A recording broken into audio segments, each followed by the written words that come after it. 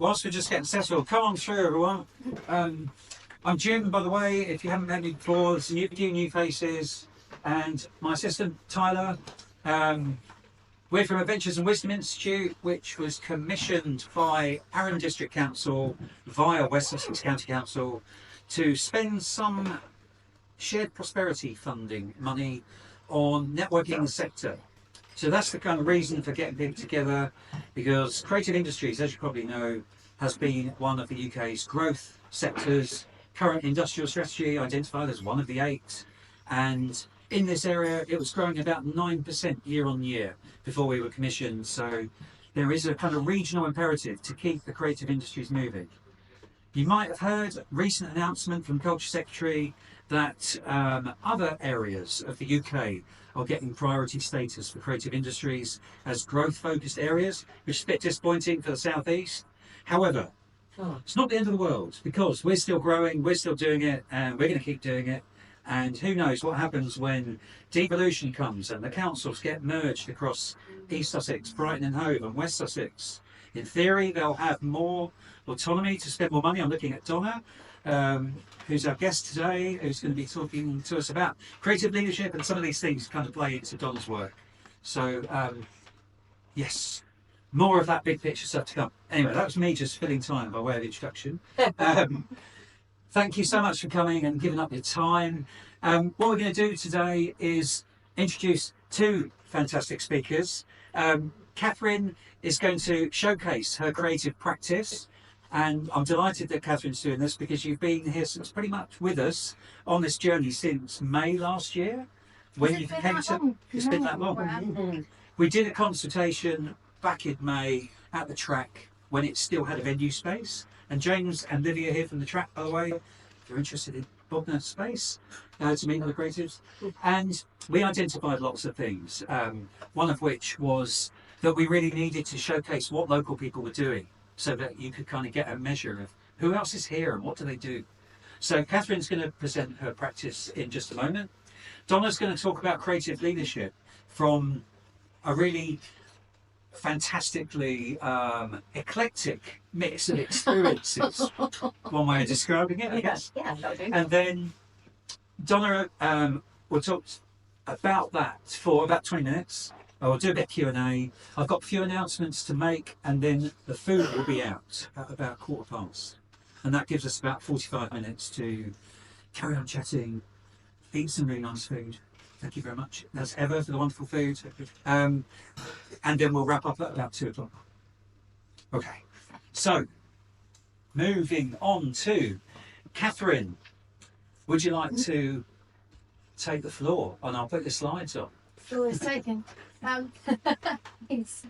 Hi, everyone. I'm a freelance copywriter, brand strategist, trainer, facilitator, lots of things, and they keep evolving as well. Freelance copywriter is probably the simplest way to describe what I do, and that's where I started 7 years ago when I first became self-employed. So yeah, I'm going to tell you a little bit about my journey over the last 7 years.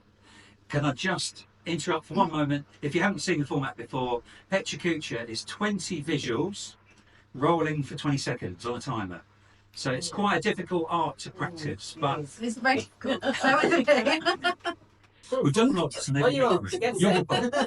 right, so the timer is about to start. Okay. Over to you. Lovely. Right, so before I was a freelance copywriter, I was an English teacher for 17 years in my former life. I did an English degree, didn't really know what to do afterwards, wanted to do something creative, and the only way I found in was through teaching. Loved the creative side, not so much the admin.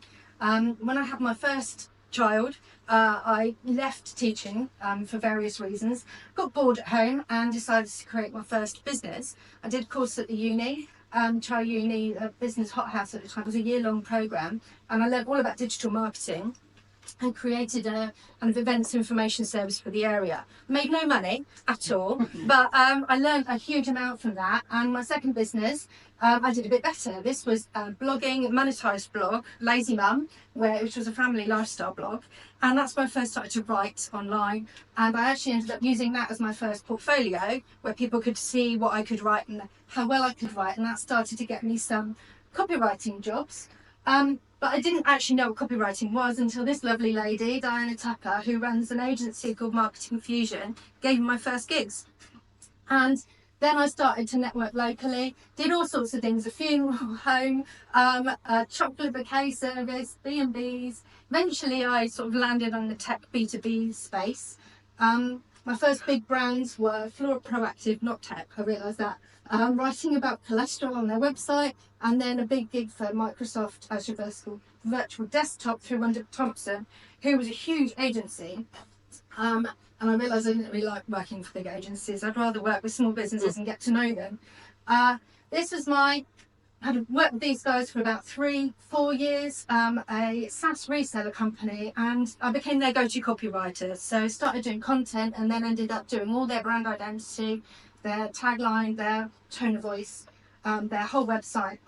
And then they got bought by a rival. But that must be a testament to my work. This is one of my favourite websites I've done, which is in B2B, you don't tend to get a huge amount of personality in the copy, but they really wanted to go for it. And this was a really fun website to write because it was just all about the guy's personality. Get brilliant clients banging on your door. It's very much his style of communication. I've done a lot of work with brands trying to encapsulate their identity into a tagline, which is a really hard thing to craft and it takes a long time. These are some of the taglines that I've done with SMEs to try and capture that in as few words as possible and a memorable way, and I love that kind of work. The first tone of voice job I did was working with the Navy Museum in Chichester, workshopping how they wanted to sound in their communications and trying to make that authentic to them, relevant to their audience, and also allow them to switch between different kinds of audiences depending on the context. And that allowed me to launch into doing tone of voice more broadly.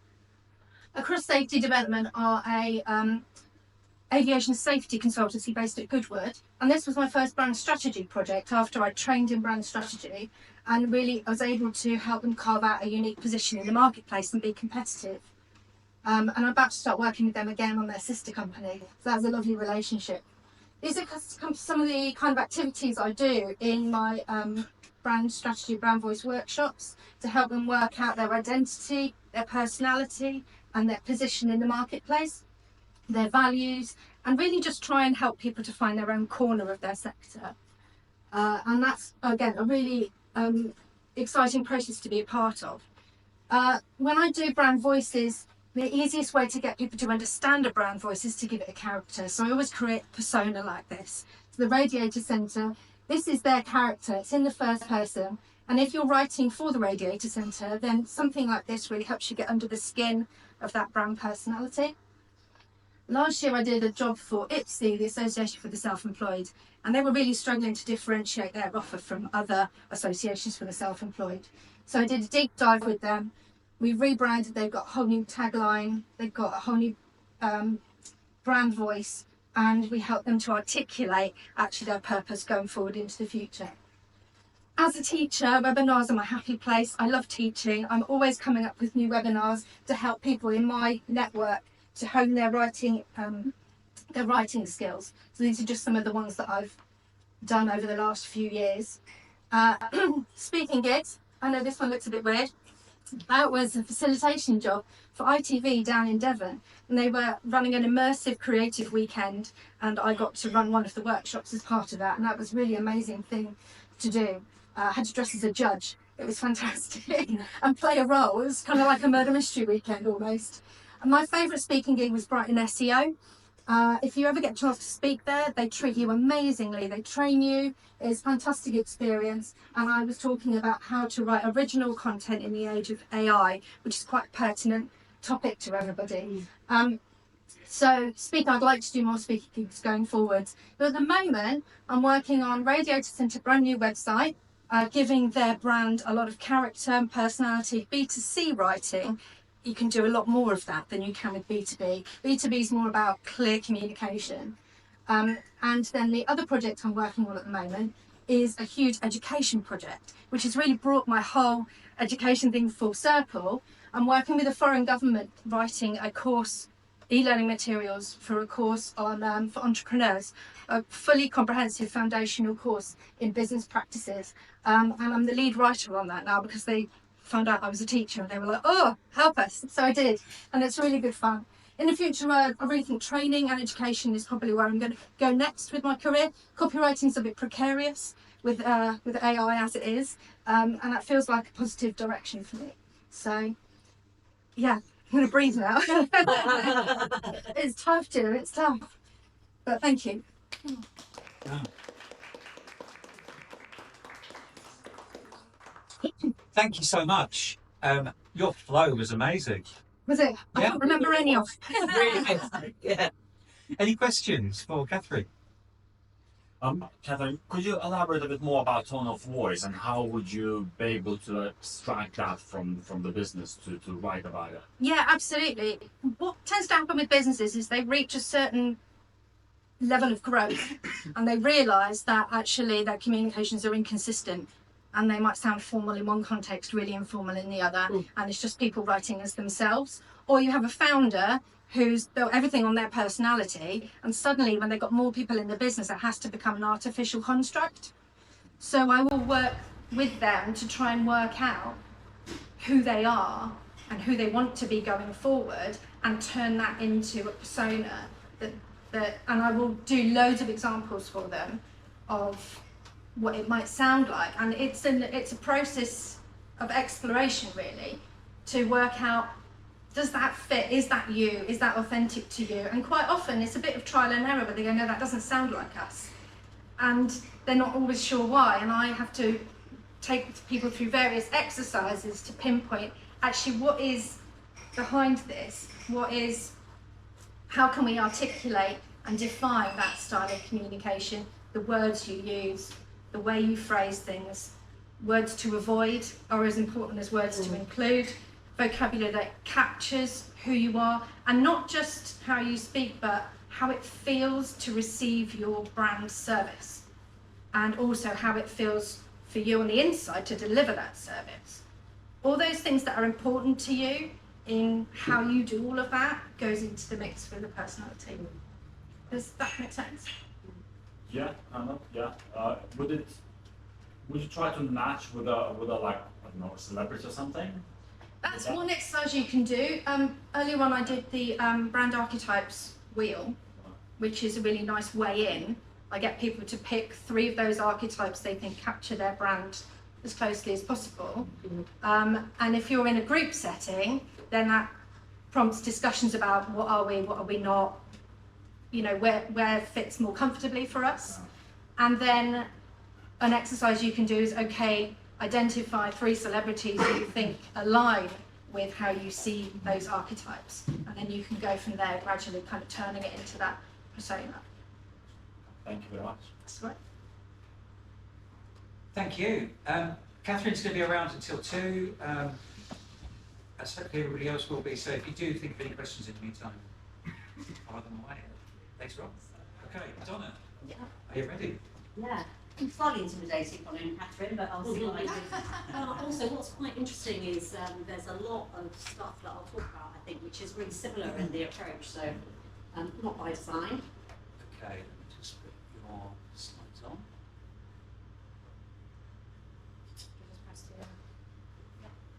Yep, and then you're right, just arrowing Yeah, from there. perfect.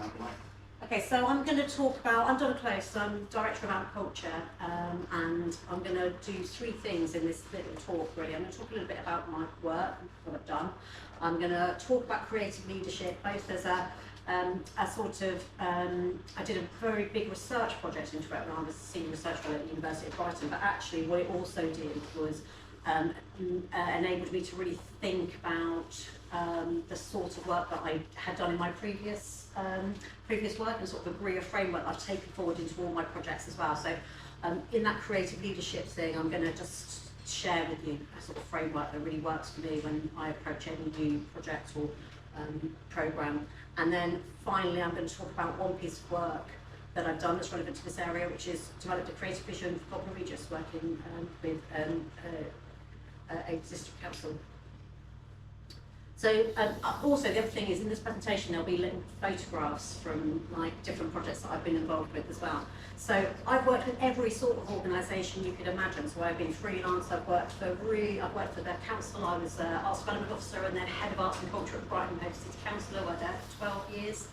Zap Art, which was associated with the Zap Club, it was a very small sort of creative business. There was about 5 of us and we did live arts events and we produced really big festivals across the country. National Street Arts Festival, Streets of Brighton, that picture there is from Group F at Preston Park. There's 75,000 people turn up at Preston Park.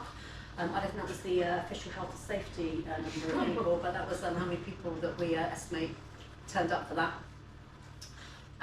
Brighton Open Air Theatre, that's the picture there. I don't know if any of you have been to that, but that was one that is a story in itself really, because it came about from a close friend finding out he had terminal cancer and bringing 4 of his friends together and saying, I've got a dream, I want to see a theatre in Brighton, an open air theatre built on some really strong values and principles.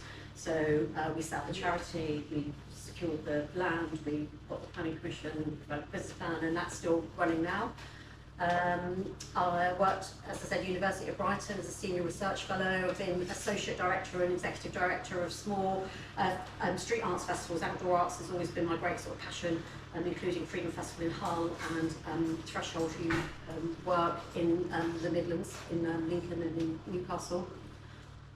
I'm currently a director of FEI, Festivals and Events International, and AMP Culture. So with Festivals and Events International, we develop cultural strategies for all sorts of different places, which Cumbria, Shropshire, those sorts of places over the last few years. And as AMP Culture, I develop new sort of strategic creative projects. So one of those being the 5G Festival, Brighton Dome and Brighton Festival. So as I said, Clever is the research project that I did into creative leadership when I was at the University of Brighton. It was a really interesting opportunity to reflect really on trying to sort of break down the sort of creative process when you're approaching any sort of new project or business or anything else, essentially. So part of that was like defining what creative leadership is, and there's lots of them out there. I think this is the one that most resonates with me. So it's about practice of inspiring and empowering others, so that thing about working with others, cultivating collaboration and driving innovation for the greater good. It seeks to create the conditions where creativity can thrive whilst ensuring ideas translate into tangible and meaningful outcomes. And contribute to a regenerative and long-lasting creative ecosystem. I mean, you can tell I'm a consultant, can't you? That's a lot of words.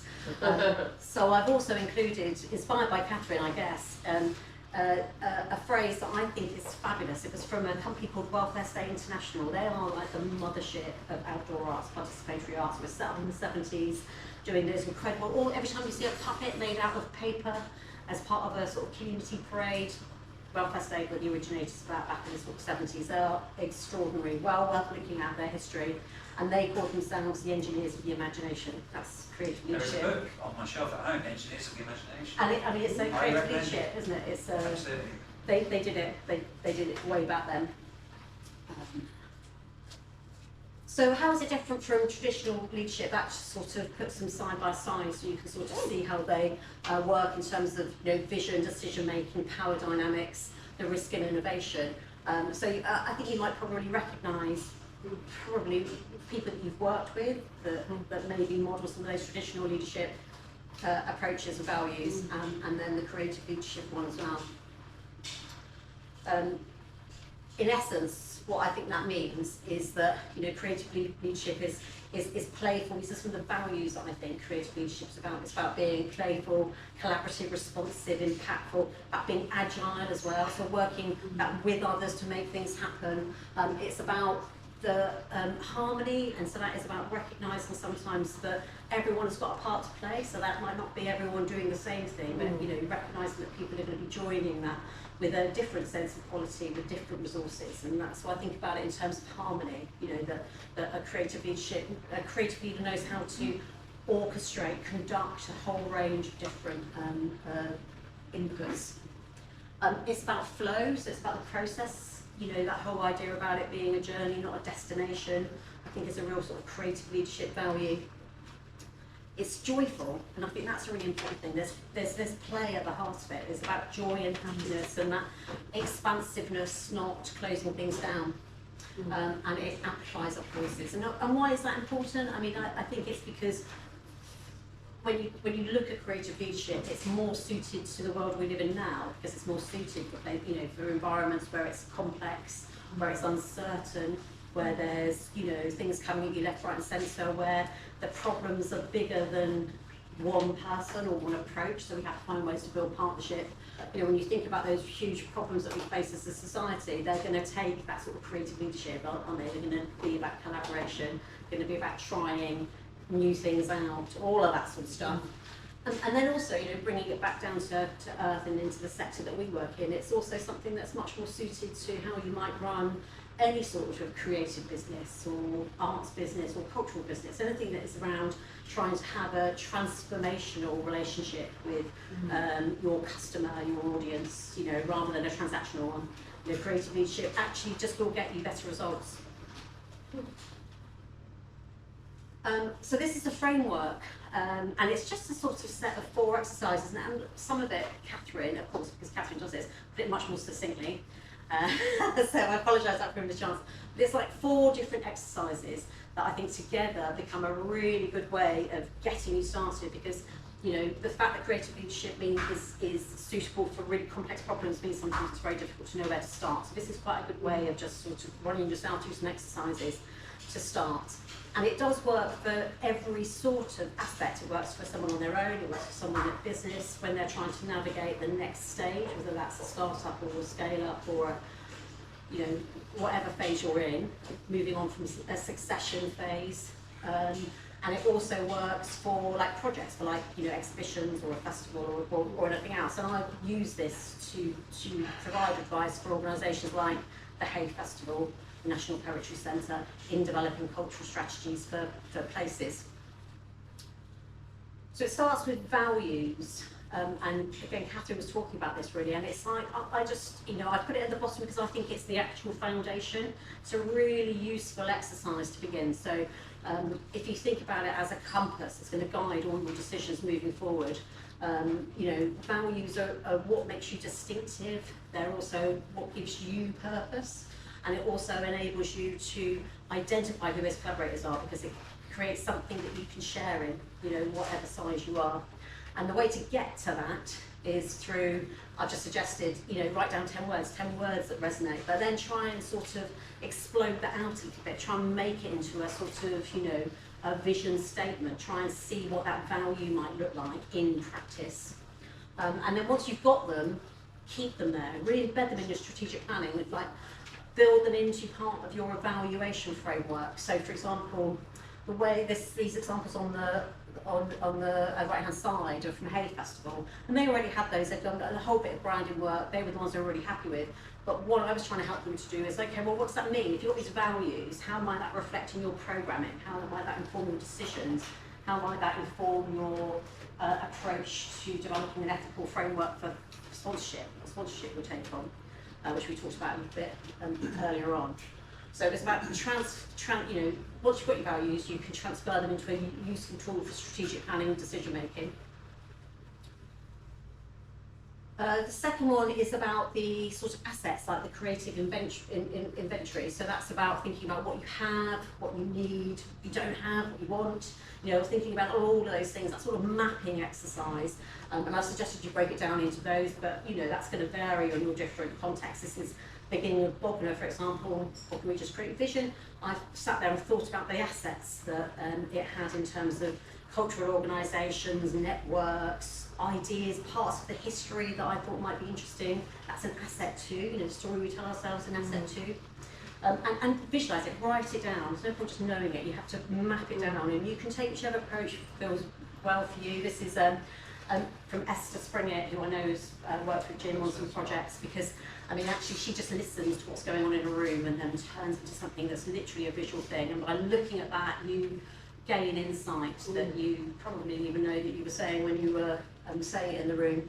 But to be honest, as a business consultant, SWOT is my best friend. I use a lot of SWOTs and do a lot of analysis of strengths, weaknesses, opportunities and threats. It's it's a cliche because it works. It's such a good tool, and I do recommend that you learn how to use it in a creative way. Then it's about, and again touching on what Catherine was saying, then it's about the experience. So we are in the business of, I talked about that idea about transformational relationships with customers and clients, and I think it's about recognising that any sort of change starts with how people experience something and what that experience does for them. So spending a bit of time thinking about who you're working with or working for and what you want them to feel like through the process of working with you. Actually, again, even though it feels like that's something that might be only something you think about if you're dealing with customers or markets, it's not. It's really useful to think about with your partnerships, with your stakeholders, with your funders, all of those things. Thinking about who they are, what they want, what matters to them, what they're most scared of. All that stuff really helps you develop a strategy for growth. And help you can build a fundraising strategy on the back of this sort of exercise. Like, okay, why would the Arts Council, what do they want? What do they want from us? What do I want them to do? I want them to realise that I'm this sort of organisation. You can build all parts of your business strategy by thinking, spending a bit of time thinking about these organisations as personas, as people that you're interacting with. There's lots of tools out there. Empathy maps, all that sort of stuff. I find the best way, lots of conversations in lots of different ways. So, as part of our work, we do a lot of one-to-ones, we do a lot of workshops, we do a lot of surveys, and we do that at different points in the process so that we can try and understand how their experiences are changing through our interventions. And then finally is the sort of impact piece as well. So that's your sort of big why, I guess. You've got the why at the beginning, which is your values. But then there's the big why, what is the change that you're looking to make? Creative leadership recognises that we're always in a dynamic process of change. That's what makes it we're not trying to hold back what's happening. We're trying to sort of get on top of it and go with the flow. So the way to direct that in a strategic way is to really understand what the difference is that you want to make. And that can be, if you think about it as a radiating circle out, that can be about yourself, that can be about your business, that can be about all those people that you've just mapped out in your experience, your stakeholders. But it can also be much broader than that. It can be about the change you want to make in the world, your sort of purpose. And that can feel quite overwhelming, but again, loads of really interesting sort of resources at our fingertips, really.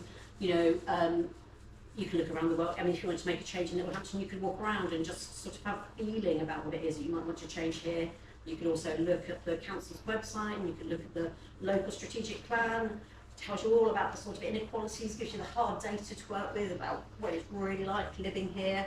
Or you can go further up and look at the UN's sustainable goals that have really shaped so much policy across the world internationally since they were agreed, and really makes you feel connected to a sort of human sense of purpose by reading those. And that is just, again, a really sort of cheap tool to use is just like Microsoft Excel, using impact radar chart. I use that for, I'm doing some work at the moment with Tourism NI, developing an event strategy, and I'm using that as a way for stakeholders to think about, okay, where we are now in terms of how events deliver these priorities we want, and where do we want to be in 3 years' time. So sometimes a simple tool is the best. So that's a sort of whistle-stop tour through creative leadership, but I'm going to leave the last word on that creative leadership bit really to David Bowe, because I just think, again, another really lovely expression about what creative leadership is, really. And so he says there about this idea about when you're out and you're out of your depth and you're right on your tippy toes, that's the moment when the really exciting things happen. So it's about sort of taking yourself a little bit further into the process that you might, going beyond where you feel comfortable and really pushing yourself. But yeah, it's a lovely expression, isn't it? As in so many things he said, another very wise thing. So that was a real whistle-stop tour. I hope it was useful and helpful. And then Jim asked me to talk about a little bit about the work I did with Bognor Regis, because it's more relevant to here and now, and you might have some thoughts about that. So, so we, actually, I can't even see when we started now. I think it was it's about the same sort of time. Must have been the beginning of last year. About this time, March, I think. Maybe March, yeah. And I think we bid for it at the tail end of the year before, as well with the council. So it was about developing a creative vision for Bognor Regis. So They weren't quite ready to develop a cultural strategy. They weren't quite sure if that would make sense. And in fact, in many ways, it doesn't make sense for Bognor Regis to have a cultural strategy, because one of the things about it is it's a very complex web of layers of different councils. And that does, when you're thinking about sort of strategic framework, that's a challenge. So, you know, basically, ADC deal with certain aspects of placemaking. There's Bognor Regis Town Council that take a real leading role in terms of attracting people to the town, and also decide to do things like doing quite a lot of work with young people. They set their own priorities. We've got West Sussex County Council that have got the statutory responsibility for working with young people and doing health and wellbeing. So you can see that already that's quite a lot, you know, that's 3 different layers of council all doing slightly different things. And then when you try and have a conversation with them about culture, what they all tend to do is go, oh, that's they do that, and they're not, they do that, and they do that, and they do that, and they don't want to sort of own it. So the process was about trying to bring together a bit of a broader conversation, so not just those sort of councils together, but also to do some researching and mapping and identify who those sort of key partners were in the town that had a role to play in the creative vision, the cultural strategy on the cheap, essentially, you know, who might have a role to play in making the cultural ambition of the place more profound. So we did a lot of that. We did a lot of one-to-one conversation. We did the research, then we had one-to-one conversations, then we ran a couple of workshops. And through that brought together a partnership, a sort of steering group, which had those representatives all around one table. And that gave us a forum to reflect back what we'd learned, you know, thinking about that sort of design framework where we'd gone out and done lots of research and conversation, and we took that back to them for their view.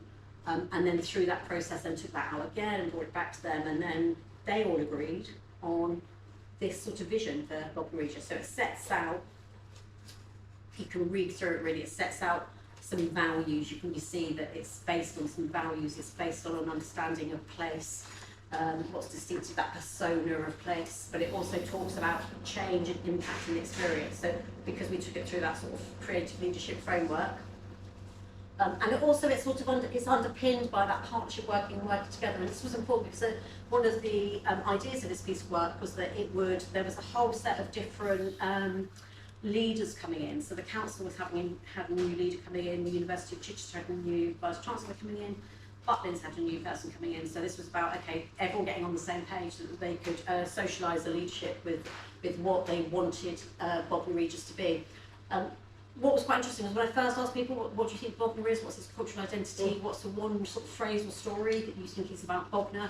So many people said to me, Bugger Bognor, that I was just like, why are you telling yourself this story? Do you know what I mean? That's not the story you should tell yourself, especially when Blake wrote Jerusalem, Billy Bognor Regis. I mean, that's your story, isn't it? That's just, anyway, that's my little We're definitely in the chat. Yeah, exactly. Used to be involved in Blake Fest. Oh, Yeah. exactly. And so it's about shifting the narrative to these things. And so this is the priorities that we agreed on, and it aligns with, because it's really important that any of this work builds on what happens before, doesn't try and reinvent the wheel. So this builds on the branding for the town centre that the BID had developed, because it's really good, isn't it? Beacon for a bold future, blue sky thinking and ready for fun. But how does that look in terms of like a cultural ambition? And so that's what everyone agreed would be the sort of priorities for it. And then the enabling priorities was the way that they would happen, cross-cutting across all those 3 priorities. So it's about sector development, audience development, and partnership working. It's like the way that those priorities get made, really. So you can see that we were, so we started the work in March 2024, that's what we did. The briefings, and even though this piece of work didn't lead, it's not causal to the other projects that happened, but actually there is something about it surfacing the partnerships that enables a greater story to be told, and enables progress to be captured. So these 3 quite big things have happened like over that sort of lifetime that I think does sort of point to a more positive future for Bognor Regis. The big coastal catalyst, Brighton Dome, Brighton Festival-led project, secured 900k from the Arts Council. I looked back at research into Arts Council funding. Not a penny had gone to Bognor for so long. I mean, it was ridiculous. And then 900k, not into Bognor, but into a project that involved them, was very, very positive. And then Ben Kavanagh, a brilliant visual artist, works with young people, was appointed as the coordinator of that here, the Bognor coordinator. Making Theatre Gaining Skills, a real sort of brilliant organisation based in Bognor Regis that had applied to the Arts Council and been knocked back. And I do think actually part of this process of talking to the Arts Council, like reiterating and affirming the importance of making theatre gaining skills to the Arts Council meant that they were successful in the second time round. And they've appointed a creative director. First time I've had that, that's brilliant. And there's a new puppet festival that's going to be happening in April and May. And then the Alexandra Theatre, a £50 million development. And the council, from hearing about the potential of that to be a real sort of game changer for Bognor, have invested in ongoing support for Arun Arts, organisational development and business development support. Just can I quickly ask you, can we obtain the content after today? Yeah, sure. Oh, Yeah, that'd be send it brilliant. to I just wanted to check rather than take photos. If you're okay with it, we'll circulate. Yeah, That would be yeah, amazing. and that's it. Sorry, that was trying to be fast because I think I overwrote it, but that was it really. That's the presentation. Thank you so much.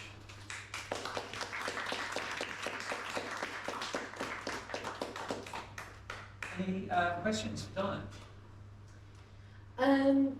Yes, so just sort of like wondering in terms of there being sort of an overarching vision problem, there's been a lot of difficulty there in terms of a joined up vision and people agreeing on something, you know, I mean, in terms of like public art within Bognor, obviously we've got the interactive, what we call gateway virtual reality, which I think has kind of gone down well, but also not gone down very well in terms of the cost of that and the actual impact that it has. In terms of public art, is there any strategy in place? Is there any visioning for that? Is there any money? I mean, that's the thing, is there any money to really make things happen in Bognor? Like Blakefest, it's really struggled for the lack of funding, and they've struggled with the lack of leadership because they don't have the money to pay someone to properly lead Blakefest and run it properly. Rachel Sale, a friend of mine, always tries to put something on every year to honour Blake. The association with Bognor obviously really, he's worldwide, known creative figure. So I just see, I mean, I've been involved in creative arts for a number of years myself, and I feel so frustrated for Bognor. I live in Bognor, and and it makes me so sad to look around and see so little provision. I mean, we're a seaside town without a commercial art gallery, somewhere for local artists to sell their crafts. We've got a world-renowned sculptor living in our town, Jim Ransom. He's got nowhere to sell his work. It's so sad, it's so depressing that we don't have these outlets for creativity. Live music, original music, an art gallery, a state one art gallery. It's like, it really needs a lot of help. But I think that's with a place that's got all these complex layers, it was easy in Brighton because Brighton had a unitary authority, so you called the shop, so there's Right. a sort of, it's just easy to coordinate it, but because Yeah. what it was very conscious of was that it would always have to be public, private, it would always have to be sector-led, so, it was in 2003, we set up Brighton Hove Arts Commission in order to be a partnership that would do that, and it was the partnership that was the game changer, Yeah. really. And so this brought together the councils and key cultural partners to it, but it's really for the council now to keep on convening that group. It's done the hard work, thinking about what it wants, now it needs to keep on convening that group. And the team was so small, and I think now the team has got hugely big over the last few months. Well, as in, it's got like 3 vacant posts have been filled in that economic development team, which is where culture sits. So I feel quite confident that Matt, particularly, Matt Gover, who is an officer at the council, is very passionate about culture, and I think now he's got a bit more capacity through the team being bigger. Maybe he can take that forward, and the Alexandra Theatre opening in 2026 will be the game changer. Is that going to have a gallery mentioned in it at all? It's an exhibition space, it's not going to have a gallery, it's an exhibition space, but I wouldn't get too excited about that because that's not the same as a gallery. But the devolution, I think, is a big, it's going to still take the ambition of the council because, Do you mean Aaron when you say council? so they're going to have to take it forward, but they're going to have to take it forward in the context of a devolution conversation. So I would imagine that someone at the council would be thinking, what have we got, what are our priorities, that we're going to want to have a piece of the pie that's coming down the line, so that we don't get swamped by the demands of Brighton and Worthing. They need to have some things that they can... I find that really complex. I'm struggling to fully understand how it all fits together. It's like a complex picture. But the partnership is the key thing. So I would say that that's the thing to like I said, they've got the creative vision. The vision is a space, it was co-created by everyone in order to find a space for everyone. And I hope that your plans, you can see how they would fit underneath what's set out here. And so now it's about sort of lobbying the council to continue to convene that partnership, look at that partnership to then Who's get going to deliver the vision and the ideas? everyone That's delivers the it thing, because is- it captures what people are already doing. It's about amplifying, it's back to that creative leadership, not trying to do everything, it's trying to amplify the effort of others. But to do it under a way that feels like, you know, the big and the small can then radiate from that, you know, they can enjoy the sort of profile that comes from that and the awareness that comes from that, and that's what leads to growth. Because if you're trying to do it on your own, it's never going to work because it's just too hard. It's got to be about collaboration. But I mean, like Ben Cavanaugh, that's brilliant that we've got a, you know, local coordinator, and I guess that's what he's going to be there, is to sort of like help actually funnel the ideas through and actually deliver. That's what I mean about delivery. He's like, delivering you know, Coastal Catalyst, though. He's delivering a project. Yeah, You know, a- but that project a sits specific underneath. project, That's yeah. why you need the partnership for it to be reported to. A Yeah. partnership that will be here after that project ends and be trying to think about what happens next. what happens next, Yeah. right, to build on that. Because Yeah. I know we are just so right at the beginning of a cultural journey in terms of you get someone upright and probably, you know, you could get two places very apart in terms of Visually, way right, visioning it's and way ambition. down, I Yeah. think, as well on some levels in terms of its cultural ambition and clarity of its vision. I think it's had its peak and now it's, you know, yeah. No, I'm really Okay. excited. I'm just conscious of time. I've got a few announcements before the food is ready for everyone. Thank you so much. Donna will be here. Yeah, I'll be around. Conversation. Thank you so much. I just want to put a few threads together because thank you so much for that, Donna. I think so much of what you've described overlaps and amplifies what Catherine was saying. From a pure creativity point of view, the power of words. There's that alone in this, and I think that the key emphasis here, coming out of all of it for me, is the word collaboration, and it's a big part of my practice. It's a big part of everything that this is about, and so I just wanted to draw your attention in the announcements actually to a few things on this theme. So just switch back to that. Apologies.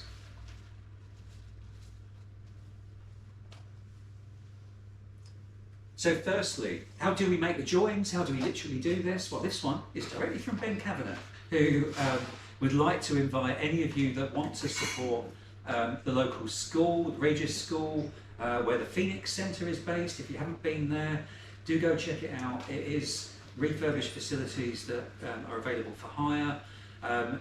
It's an awesome space. There's recording studio facilities. Livy and I went up and inspected That's it right, recently. yeah. It's like, oh Amazing. wow, there is actually stuff here.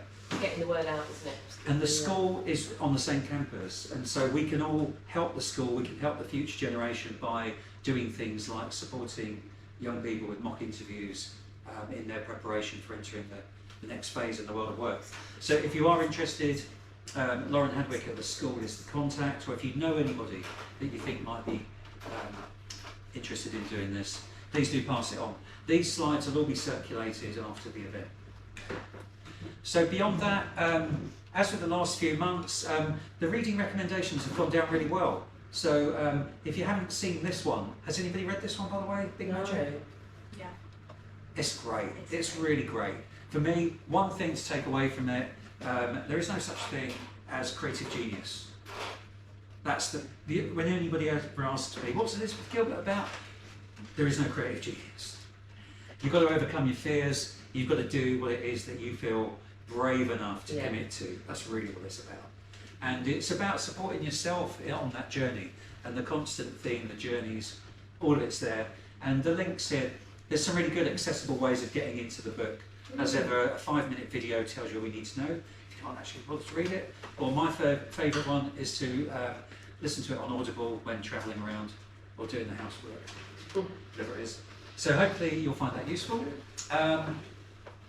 The mailing list, if there's anything you want to share with this group, there's about 20 or so people on the mailing list. We're building it slowly, but this is another, to Donna's point, it's an asset. Part of this project is just funding and supporting the idea of how can we connect people to keep all of this positive momentum going, and building some assets like mailing lists. As I've mentioned many times before, I joined Hastings Creatives many years ago. There's now over 1,000 people on the Hastings Creatives mailing list, so it does work. So do feel free to join. There are more Flourish events. In fact, there are 2 more. Just to draw your attention to the next one at the track in Bognor Regis on the 27th of March. We're going to be joined by Arjo Ghosh as the guest speaker. Those of you that work in anything related to digital marketing, he was the guy that created the first search agency in the UK and sold it for significant sums of money, and he's been a business angel since. And he's a great guy who's kind of found out how to connect to the community in different ways. He's now the chair of trustees at Audio Active, who've converted Dorothy Perkins on Montague Street in Worthing into a facility for young people to make music. Wow. It's pretty cool. That's So he's going to join us and be the guest speaker.